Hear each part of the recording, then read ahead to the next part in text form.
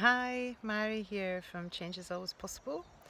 And at the weekend, I facilitated a Work That Reconnects workshop, which is something I'm very passionate about. The Work That Reconnects was developed by somebody called Joanna Macy, and it's become a sort of collaborative process. And it's an experiential workshop to help us to deal with our feelings about the state of the world and to sort of embolden us really to go forth and take part or play our part in the healing of the world. And on Sunday, there was one particular exercise we did that really stood out for me, and it's travelling with me because I feel it's really important. So, with that in mind, I thought I would offer it to out there to the world via this video. So I'm going to read because I can't remember all the wording exactly. But first of all, just to set the scene, I want you to think about you may have children of your own. Just want you to think about them and just start to consider their lives moving into the future. And if you don't have children, just think about some children you do know. They may be nieces or nephews. They may be children, friends. They might be children you teach. They might be just the neighbours' children that you know of, or they might be children you're aware of in other countries. And let's just think about these children are going to travel forward in time, and they're going to go further into time than we are. And they will have children. And those people will travel forward in time to a place that we cannot know, and so on and so forth. And at some point, let's say about 200 years in the future, there will be these future beings who are directly connected back to us, either because we had children of our own or because of these people that we've cared about and loved and had concern for. So let's just imagine that one of these future beings has been able to write a letter back to us. And they know a little about what's been going on at this time, because although they have managed to survive, in that there are still humans on the planet, they are still suffering from some of what we know about right now. And they are writing back to us and asking us some questions. And what I'm inviting you to do is to answer these questions. So the first question is, Ancestor, I hear stories about the period you are living in, with wars and preparation for wars, with some people absurdly rich, while huge numbers are starving, homeless, living in poverty. Poisons in the sea, and the soil, and the air, and the dying of many species. We're still experiencing the effects of all that. How much of this do you know about? And what is it like for you to live in this time? So you may want to pause the video and write your answer. What is it like for you to live in this time with all these things happening on our planet?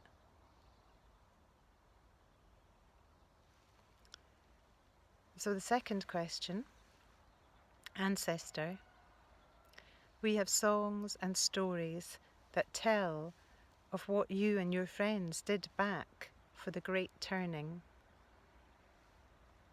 They don't tell us how you got started. You must have felt lonely and confused sometimes, especially at the beginning. What were the first steps you took?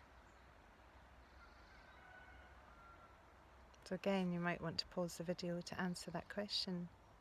What were the first steps you took to contribute to the great turning, to creating a sustainable way of life on Earth?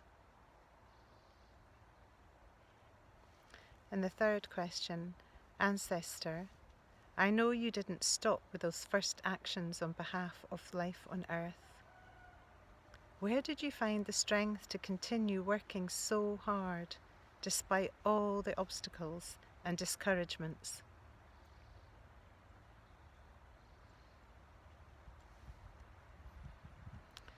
So I invite you to listen to this again and to answer those questions,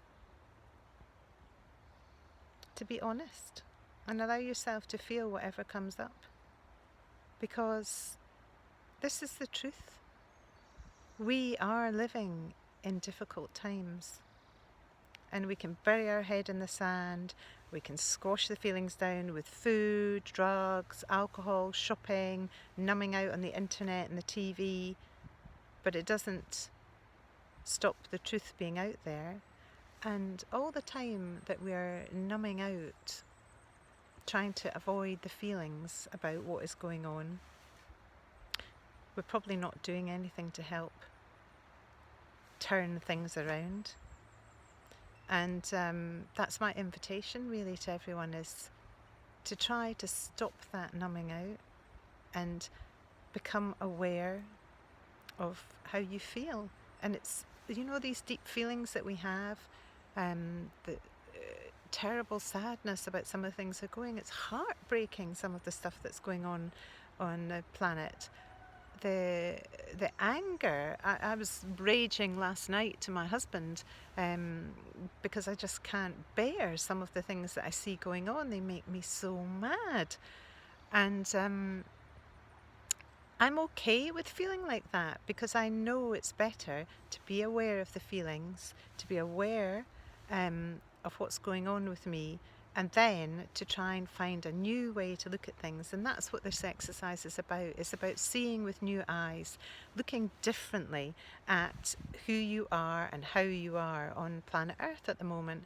Because you know, it's not just about us, is it? It's about all the other creatures on the planet. It's all about all the beautiful places on the planet that make up part of our ecosystem, that have made this place work for all these years, that have provided us with clean water and clean air to breathe. And we are messing it up collectively. And collectively, I believe we can turn it around, and we can offer something better to those future beings. We can be known as the generation who did something about it, who woke up and took action and changed things, and not be one of the people who just keeps turning away, who just keeps numbing out, who just keeps waiting for someone else to do it. Nobody else is going to do it. We have to do it.